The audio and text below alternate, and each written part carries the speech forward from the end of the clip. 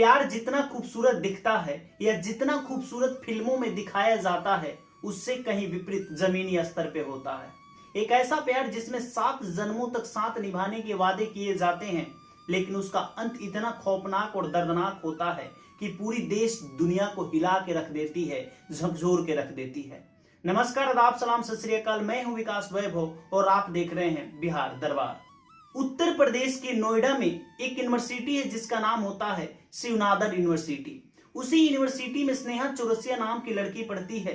BEd 3rd year की छात्रा होती है और सोशियोलॉजी से ग्रेजुएशन कर रही होती है। वो लड़की का कुछ समय के बाद एक लड़के से प्यार हो जाता है जिसका नाम होता है अनुज। अनुज अमरोहा का रहने वाला होता है और स्नेहा चौरसिया उत्तर प्रदेश यानी कहें तो कानपुर की रहने वाली होती है। दोनों की मुलाकात होती है, दोनों की दोस्ती प्यार में बदल जाता है और दोनों एक दूसरे से प्यार करने लगते हैं।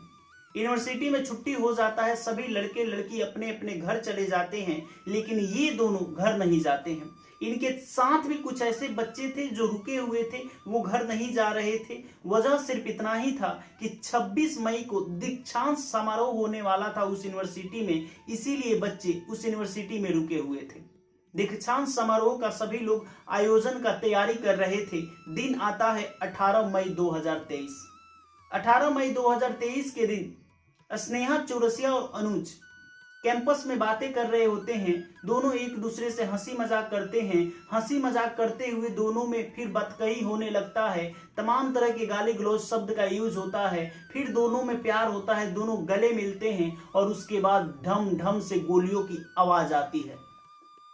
सभी बच्चे देखते हैं तो स्नेहा चौरसिया जमीन पे गिरी हुई होती है और अनुज वहां से फरार होता है। अनुज ये करता है कि बंदूक निकालता है और स्नेहा चौरसिया के सीने में दे दनादन गोलियों की बौछार कर देता है और वहां से मौका वारदात फरार हो जाता है। सभी लोग स्नेहा चौरसिया के पास आते हैं, स्नेहा चौरसिया को देखते हैं तो जो स्नेहा चौरसिया पल भर पहले ही अपने दोस्त अपने यार अनुज के बाहों में थी, वो जमीन पे पड़ी हुई थी और वो भी खून से लथपथ थी।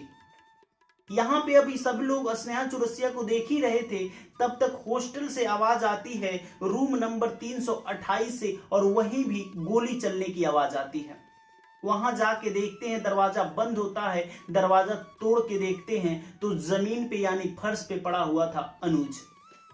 इन दोनों की मौत हो जाती है। पुलिस वाले आते हैं, दोनों के शव को पोस्टमार्टम के लिए भेज दिया जाता है और इस केस की जांच किया जाता है।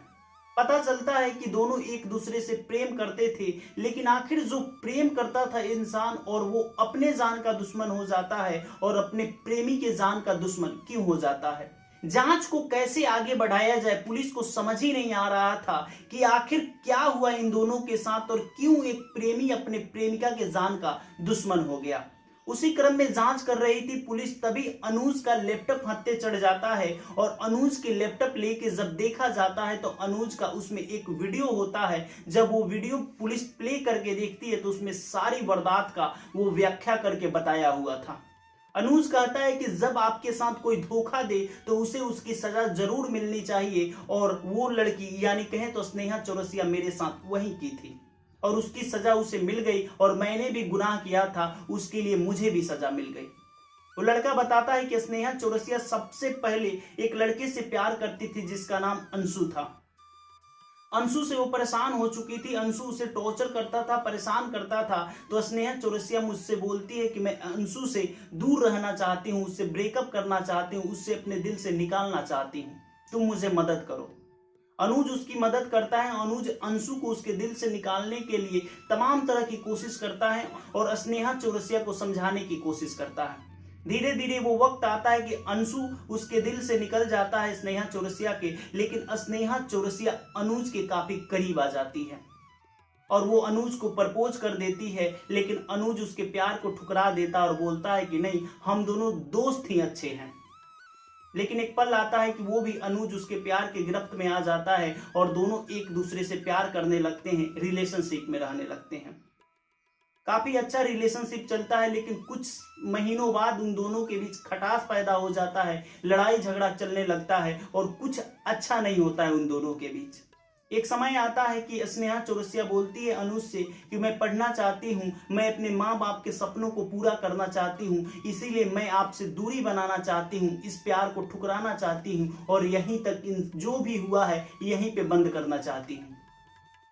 अनुज उसे समझाने की कोशिश करता है कि मेरी बात को समझो, मैं तुमसे प्यार करता हूं, लेकिन स्नेहा बार बार बोलती रही कि नहीं, मुझे अपने माँ बाप के सपने भी पूरे करने हैं, इसीलिए इस प्यार को यहीं पे पूर्ण विराम दिया जाए।